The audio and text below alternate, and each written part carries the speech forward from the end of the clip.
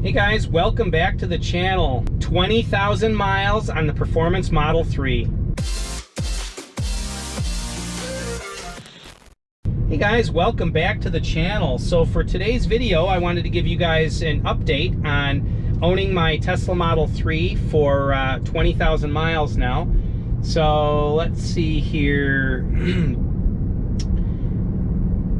We've got, if you can see there, lifetime 21,044 miles, and I've averaged 272 watt-hours per mile. So I wanted to give you guys my impressions of this car and what I like about it, especially in comparison to the rear-wheel drive Model 3 that I had previous to this car. So the rear-wheel drive car I owned for 111,000 miles, and then I traded it in on, that was a 2018 long-range rear-wheel drive car. This is a 2021 Model 3 Performance. Same dark interior, same white exterior color.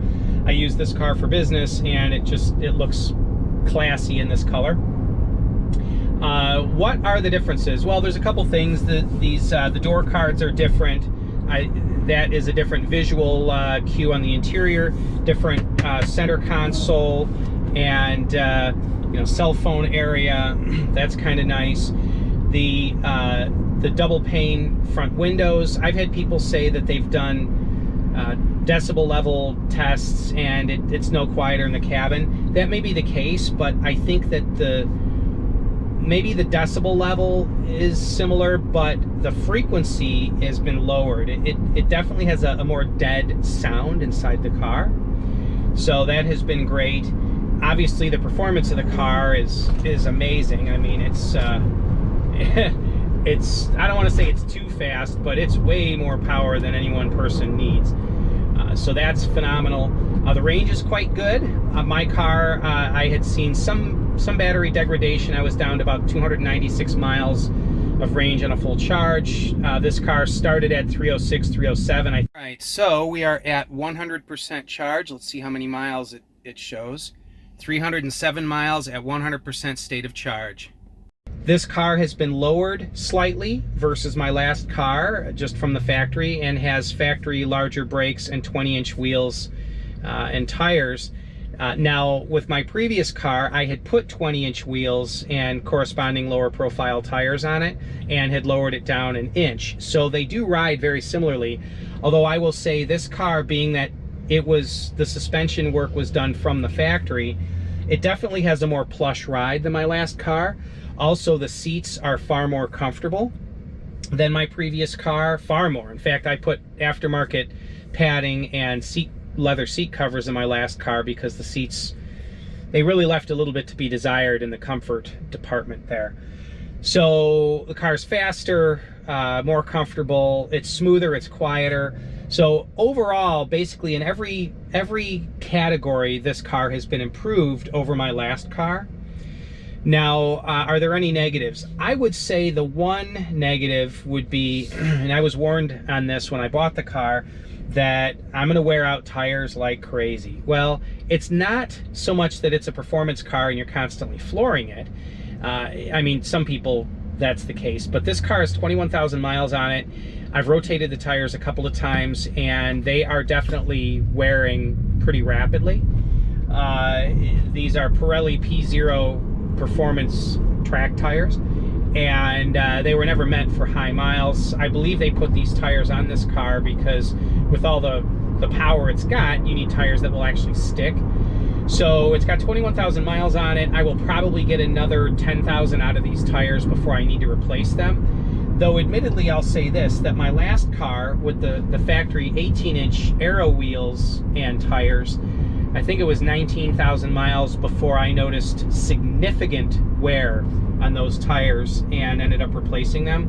So Teslas just go through tires, I think. They're heavy cars. They do have a lot of torque, a lot of performance, but again, this car, it's my work car, and this is my work car, and so I'm not flooring it as much as you would think would be common. Yeah, so it's been really, really good. I will say that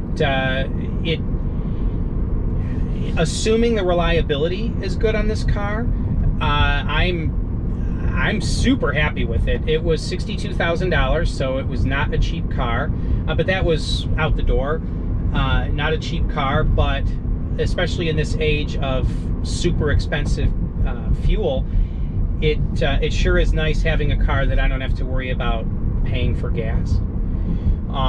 So anyway, it's been a really good car. I did have an issue yesterday where I floored it and I noticed the front tire spinning quite noticeably. The rears had hooked, but it's as though the traction control for the front wasn't working. Well, now it's working pretty well, you know, but definitely there was definitely some change in the traction control for the front tires, and it was a little strange. It did it a couple of times. I got on it and I noticed the front tires spinning quite a bit, and then it's as though the traction control got confused and then self-corrected. That was a little bit odd. Never saw any errors on the screen or anything, but definitely a different kind of situation there. But yeah, I haven't really had any problems with the car to speak of. I have had to recycle the screen a couple times because it has glitched on me, kind of a normal Tesla thing. But yeah, it has been it's been a joy owning it. Again, I have rotated the tires twice now. That's really the only regular maintenance that you would typically do on a car like this. I will say that traveling in this car, it is less efficient than my rear-wheel drive car, and but that part of that is the tires. Part of it is just it's an all-wheel drive car, so that's to be expected. But yeah, I'm very pleased with it. Can't say enough good about it, actually, and we'll definitely keep you guys posted as I put even more miles on the car and let you know how satisfied I am with it, and if there's any changes that I would like to make. But I gotta tell you, I had several people that said to me, well, you know, you should just get the all-wheel drive car, not the performance car, because it's almost as fast. And there's a little bit of truth to that. This car beats the all-wheel drive non-performance car in a dig from like 0 to 40 or something. But then from about 40 up to like 80 or 90, the all-wheel drive, standard all-wheel drive car and this car are very similar in acceleration. And then this car passes it in top end.